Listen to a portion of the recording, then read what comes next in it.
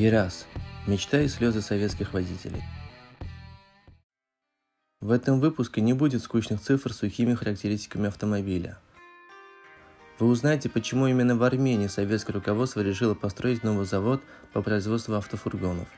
Как у них это вышло, почему армяне одновременно и гордятся, и плюются от своего детища, и что с ним стало теперь. Перед просмотром отблагодарите меня своим лайком и подпишитесь на канал, если еще не сделали это. Ведь это моя главная мотивация и дальше делать для вас интересные ролики об Армении и армянах. 31 декабря 1964 года, пока вся республика готовилась к празднованию Нового года, Совет министров Армянской ССР поздравил граждан приятной новостью. В Ереване на базе завода «Автопогрузчик» будет построен завод по выпуску автомобилей и фургонов.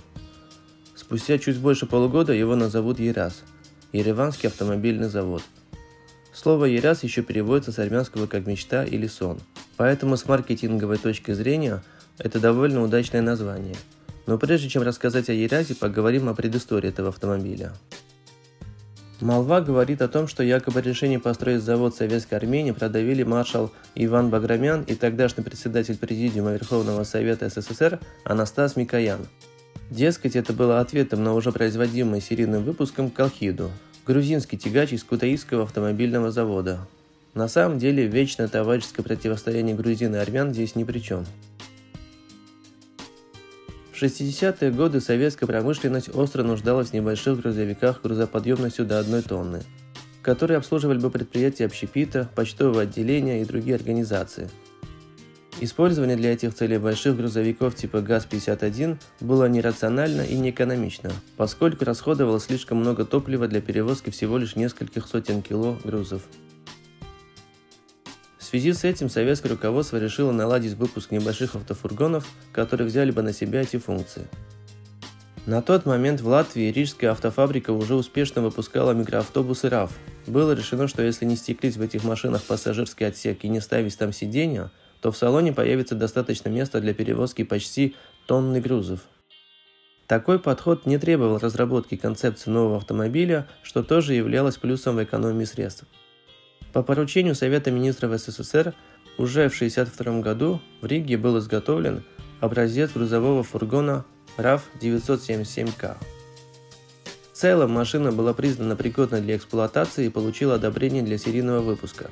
Но загвоздка была в том, что Рижская автомобильная фабрика не располагала нужными мощностями для его серийного выпуска. И вот тут и появился вариант с Арменией, где была довольно сильная инженерная школа с научным кластером. Уже строился завод «Автопогрузчик», который можно было бы легко переделать в автозавод, ну и вполне возможно не обошлось без вмешательства Анастаса Ивановича Микояна. Так Рижская автофабрика передала Еревану всю техническую документацию на RAV 977К. И пока на месте будущего завода ЕРАЗ строился производственный корпус и монтировали станки, 66 сотрудников из Армении проходили обучение на Рижском и Ульяновском автозаводах. Эту новую машину мы делаем с большим удовольствием, потому что это будущая машина нашего завода. И мы это делаем очень гордостно. Потому что мы молодежь, будем показать потом, что мы делали и как мы работали. На первомайской демонстрации 1966 года был представлен первый ЕРАЗ 762. А уже в декабре того же года были собраны первые 36 автомобилей этой серии. Надо честно сказать, что уже первые хозяева этих фургонов замечали явно недостатки машины. Недостаточная жесткость кузова, которая при нагрузках больше полутонны буквально начинала ломаться. Развесовка автомобиля тоже была неудачной, поскольку передний мост был ощутимо перегружен. Но вместо того, чтобы исправлять недостатки, плановая экономика Советского Союза требовала, чтобы машин выпускалось как можно больше. Именно высокое количество автомобилей ценилось партией как удачный результат, а не высокое качество. Членов Политбюро интересовали сугубо экономические вопросы.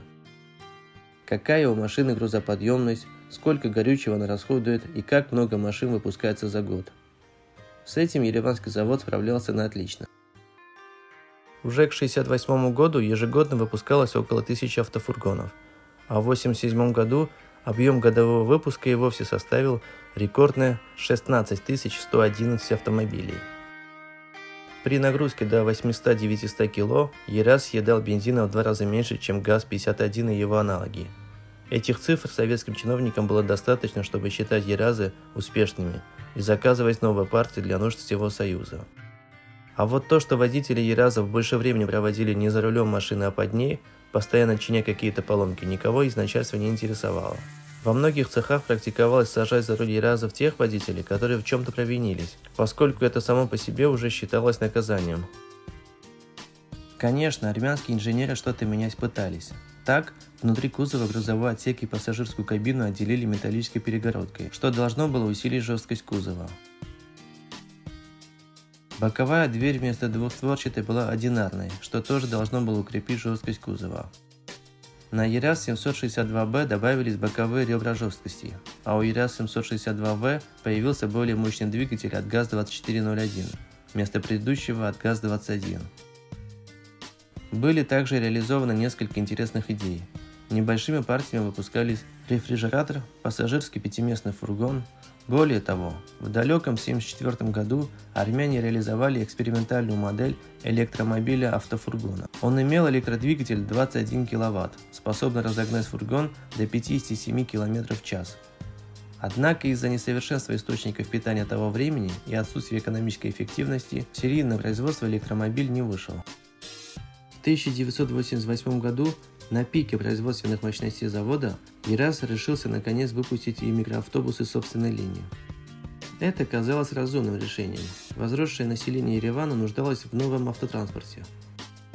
Автобусы и так были переполнены, а машины могли себе позволить далеко не все. Чем закупать новые партии рафиков из Риги, лучше собрать их самим, подумало армянское руководство Советской Армении и наладило выпуск пассажирских ЕРАЗов. В конце 80-х и начале 90-х пятиместные пассажирские ЕРАЗы действительно пользовались популярностью у цеховиков. Однако распад Советского Союза не позволил наладить массовый выпуск этих моделей. По инерции в 90-е ЕРАЗ еще выпускал новые машины партиями в несколько десятков единиц. Однако высокая инфляция, потеря налаженных экономических связей с бывшими советскими республиками и, как следствие, потеря рынков сбыта, а также начавшаяся война с Азербайджаном за Арцах поставила крест на перспективах завода. Официально в 2002 году Ереванский автомобильный завод был признан банкротом, и некогда знакомые всем фургончики навсегда ушли в историю.